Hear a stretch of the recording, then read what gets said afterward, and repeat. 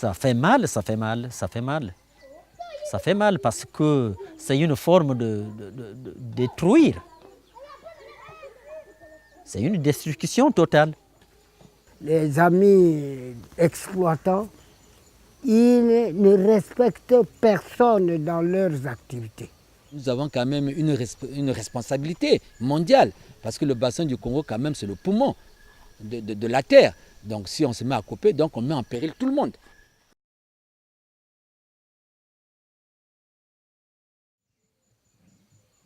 La forêt couvre 60% de la République du Congo, mais elle est détruite à un rythme alarmant pendant que ses habitants restent prisonniers de la pauvreté. Depuis 4 ans, la population lutte au travers d'un accord commercial entre l'Union européenne et la République du Congo afin de mettre un terme à l'exploitation forestière illégale et de protéger leurs droits. Ceci a mené à un nouveau projet de code forestier. Nous avons bataillé dur pour obtenir cette loi-là. Nous avons donc conduit des plaidoyers, nous avons mené des lobbyings, nous avons convaincu les communautés forestières, nous avons essayé d'amener le pouvoir public à se mettre de notre côté pour comprendre que l'intérêt de tous était que la forêt soit bien gérée et que les communautés soient sauvegardées dans leurs besoins, dans leur quotidien, dans leur existence par cette nouvelle loi. Près de 50 organisations à travers le pays forment une plateforme de défense de la forêt et des droits des communautés forestières. Ce réseau a œuvré dans le sens d'une réforme des lois qui régissent la forêt. Toutoun Gamier est le président de l'une des associations autochtones. Selon lui, la bataille est loin d'être gagnée.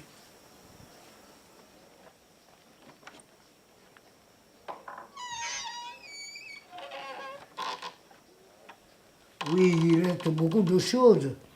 On peut l'appliquer, mais juste là, puisque la loi est en cours de révision même, la loi forestière, elle n'est pas totalement, elle n'est même pas promulguée pour qu'elle soit même en application. Mais nous sommes appelés à conscientiser les populations autochtones et locales autour de cet élément-là.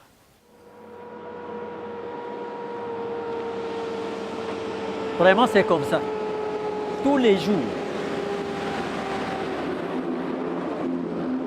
Le passage des grumiers, vide ou plein, c'est tous les jours. Que ce soit nuit, que ce soit le jour, c'est tous les jours.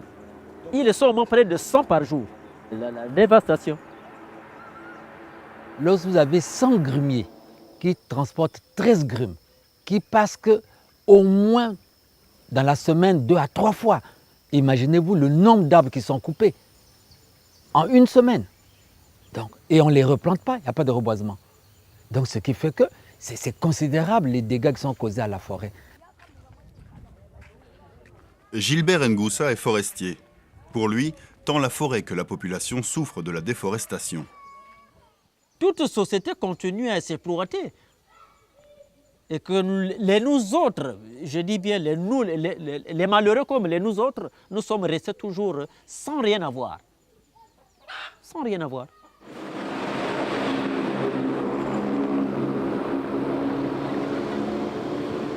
Aujourd'hui, nous sommes en train de nous battre, de réviser cette loi. C'est pour que les communautés locales soient bénéficiaires des avantages. Vous voyez, le développement économique d'un pays dépend de tout le monde, y compris les autochtones, doivent aussi bénéficier. La société civile a collaboré avec le secteur privé et les pouvoirs publics pour octroyer aux locaux le droit d'utiliser et de gérer leurs propres forêts. Un procédé de gestion des conflits a même été inclus. Il reste à présent à faire en sorte que le Parlement lui-même adopte cette loi. Nous savons que le lobby forestier est très puissant et donc ils sont capables d'infléchir la décision des décideurs, aussi bien des parlementaires que du gouvernement.